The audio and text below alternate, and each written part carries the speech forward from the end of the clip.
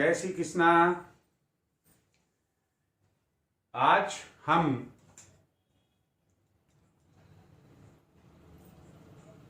सुखी दाम्पत्य जीवन के अनमोल मोती इस टॉपिक पर आपको अपने विचार व्यक्त करेंगे, वीडियो अपलोड करेंगे। अब प्रश्न ये है कि आज का टॉपिक दाम्पत्य जीवन हमने क्यों रखा। ब्रह्मा जी ने सृष्टि की रचना करने के लिए एक दंपत्ति भेजा, उनसे कहा, दंपत्ति भेजा का मतलब यहां है दंपत्ति उन्होंने उत्पन्न किए, एक स्त्री एक पुरुष, और उनसे कहा कि आप सृष्टि की रचना कीजिए, आप जनसंख्या में वृद्धि कीजिए। इसका मतलब यह हुआ कि जब सृष्टि का निर्माण हुआ था और ब्रह्मा विष्णु महेश में ब्रह्मा जी को काम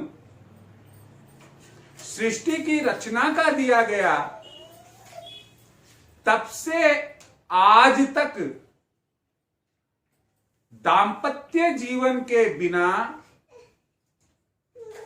किसी भी प्रकार से संतानोत्पत्ति कानूनी रूप से, वैधानिक रूप से, सामाजिक तौर पर नहीं होती है। लेकिन उस समय का दाम्पत्य जीवन क्या था, आज का क्या है। समय समय पर जैसे जैसे सृष्टि में मानव सभ्यता का विकास हुआ, दाम्पत्य जीवन की जो स्टाइल थी, लाइफ स्टाइल थी, उसमें भी परिवर्तन आए। अगर हम हमारे भारतवर्ष के संबंध में देखें तो आप पाएंगे कि भारत 1947 में आजाद हुआ, 50 के दशक में, 60 के दशक में, और यहां तक कि लगभग 90 के दशक तक हमारी जनसंख्या के बारे में, हमारी देश की जनसंख्या के बारे में यह मान्यता रही कि 80% गांवों में निवास करती है। स्वाभाविक है कि गांव में निवास करती है। दंपत्ति यानी कि विवाहित स्त्री पुरुष वे भी गांव में निवास करते, और उस समय की जो प्रथा थी,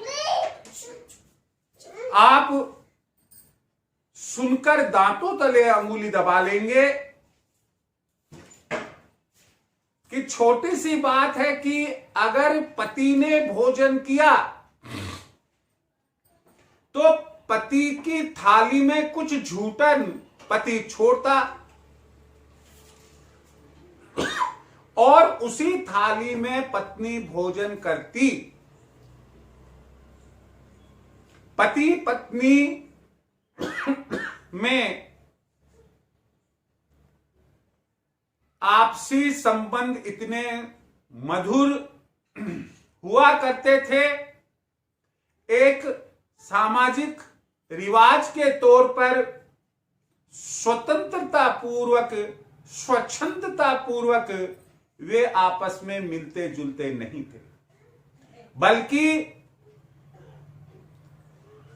जो शयन का समय होता था उस समय भी किसी को नहीं मालूम होता और शयन कक्ष में वो मिलते। आप कहे ये ट्रेडिशनल परंपरा है, ये जो ट्रेडिशनल विचार है ये आज की सभ्यता के अनुकूल नहीं है, हम इसे स्वीकार करते हैं। लेकिन क्या आज पति पत्नी आपस में सुखी नहीं रहना चाहेंगे? क्या दांपत्य जीवन को सुखी नहीं रखना चाहेंगे? यदि हां, तो उसके लिए क्या उपाय है? उसके लिए मैं आज आपको कुछ ऐसे सूत्र, ऐसे अनमोल मोती बताने जा रहा हूं कि जहां वर्तमान में पति पत्नी के मध्य आपसी संबंध कमजोर होते जा रहे हैं, उनमें सुधार होगा और इन्हें अपनाने पर दांपत्य जीवन ना केवल सुखी रहेगा बल्कि पूरा परिवार उन दोनों के कारण सुखी रहेगा। मैं इन अनमोल मोतियों की जानकारी आपको दूं, उसके पहले आपसे मैं कहना चाहता हूं कि शुरुआत जो बात मैं कहने जा रहा हूं, सुखी जीवन के लिए, सुख सागर के लिए, स्वाभाविक है कि उसको मुझे समझाना पड़ता है कि आखिर आज हम इस टॉपिक पर क्यों चर्चा करेंगे। यह सोचकर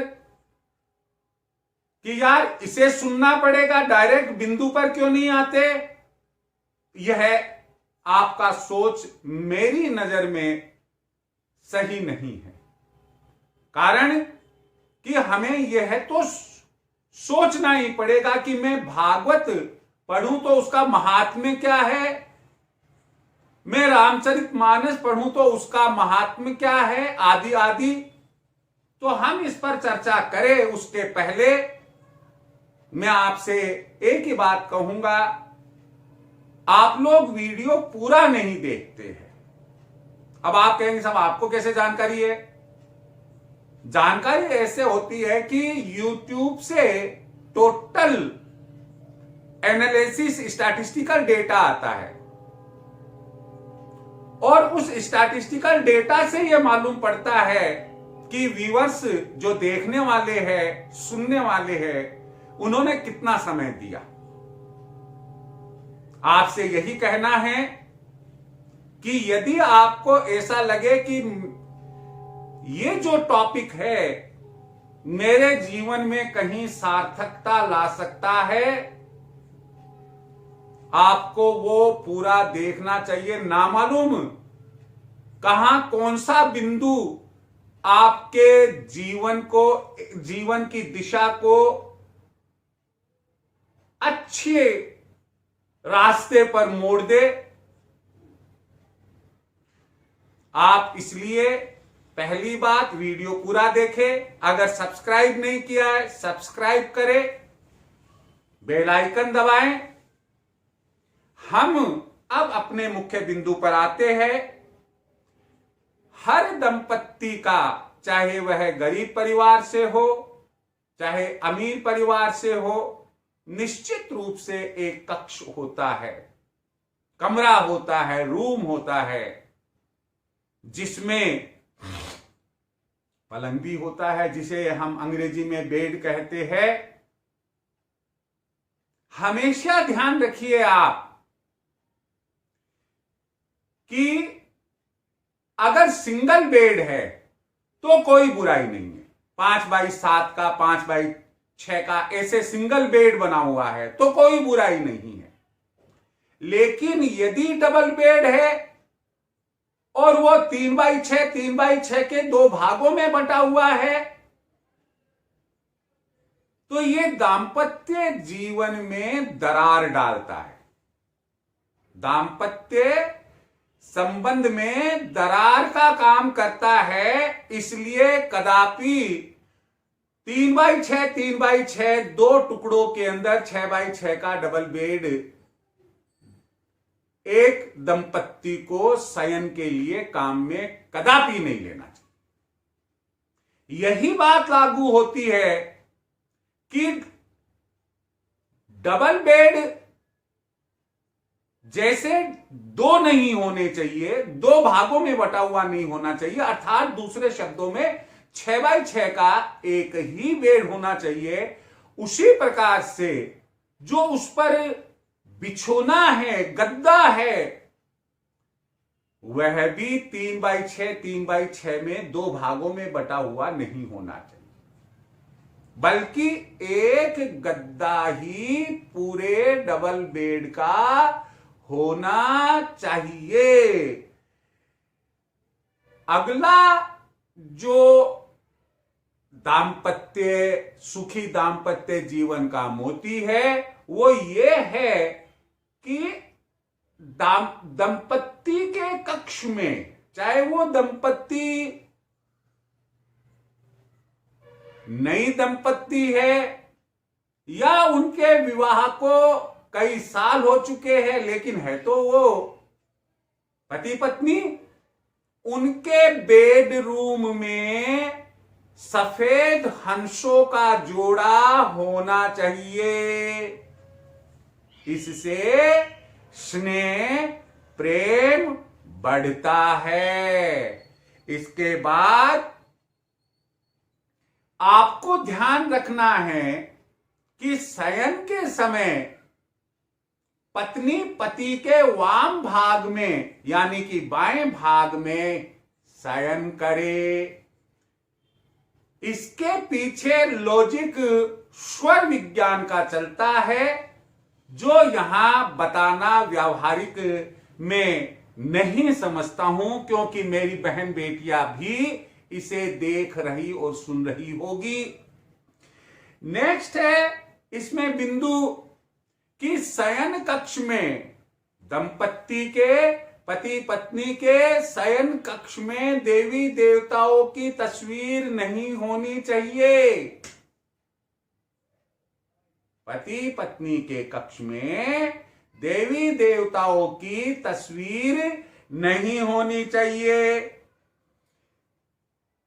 अगला बिंदु है कि दंपत्ति के कक्ष में, पति पत्नी के कक्ष में हिंसक जानवर, उनके भी चित्र नहीं होने चाहिए। शेर, हाथी, चीता, भेड़िया, इनके ना तो चित्र होने चाहिए, और कई लोग शानो शौकत में मुखौटा ले आते हैं, शेर का मुखौटा ले आते हैं, वो दीवार पर लगा देते हैं। नहीं होना चाहिए। महाभारत का चित्र भी नहीं होना चाहिए। क्यों? कि इन सब से नकारात्मक ऊर्जा बढ़ती है, पति पत्नी में झगड़ा होने की, लड़ाई होने की संभावनाएं प्रबल हो जाती है। ये ध्यान रखे। अगला बिंदु अपना है कि बेडरूम, पति पत्नी का बेडरूम कभी भी ईशान कोण में या वायव्य कोण में नहीं होना चाहिए। आपको मालूम है ईशान कोण का मतलब होता है जो पूजा कक्ष का स्थान होता है जहां, और वायव्य कोण का जो कक्ष है वह केवल मेहमानों के लिए या कुंवारी लड़कियों के लिए होता है।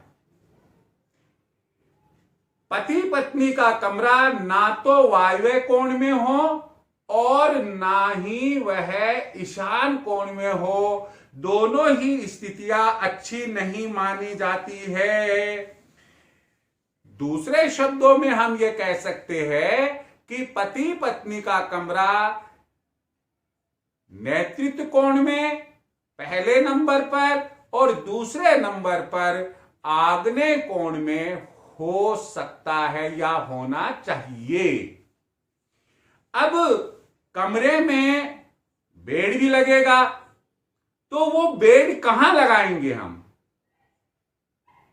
जाने अनजाने वो बेड अपनी सुविधा के अनुसार या सुंदरता के अनुसार पूरब दिशा की दीवार को छूते हुए लगा देते हैं, जो गलत है। उत्तर दिशा की दीवार को छूते हुए लगा देते हैं, वह भी गलत है। हमेशा बेड या तो दक्षिण दिशा की दीवार को छूता हुआ लगना चाहिए या पश्चिम दिशा की दीवार को छूता हुआ लगना चाहिए। ऐसा होने पर ही आपको शयन कक्ष का जो सुखी जीवन में सकारात्मक रोल है, भूमिका है, वो सकारात्मक आपको प्राप्त होगी। एक सबसे महत्वपूर्ण बात आपके लिए है और वो ये है कि बेडरूम में, पति पत्नी के बेडरूम में दर्पण, मिरर ऐसे स्थान पर लगा हुआ ना हो कि उस दर्पण में बेड पर सोए हुए इंसान दिखाई देते हो। वापस बता रहा हूं कि दर्पण ऐसी जगह कदापि नहीं होना चाहिए जहां पर कि सोए हुए, बेड पर सोए हुए इंसान उस दर्पण में दिखाई देते हो। यह कभी भी आपके जीवन में सुख नहीं देगा। मैं अंतिम बिंदु पर आता हूं कि जल का पात्र जो रखा जाता है वह हमेशा सिरहाने या आप यानी कि पति पत्नी जिस तरह से शयन कर रहे हैं उनके दाहिने भाग में, दाहिनी ओर, दाहिने हाथ की तरफ जल का लोटा, जग, जो भी पात्र है, जल पात्र रखा जाना चाहिए। हमने आज ये तमाम बातें इसलिए बताई कि वर्तमान समय में इस दाम्पत्य जीवन के सुख को प्राप्त करने के लिए युवा वर्ग वंचित है। इन बिंदुओं में से आप यदि अधिकांश बिंदुओं पर विचार करेंगे और इन्हें आप मानेंगे तो मुझे विश्वास है कि आपका दाम्पत्य जीवन सुखी रहेगा, स्वस्थ रहेगा। जय श्री कृष्ण।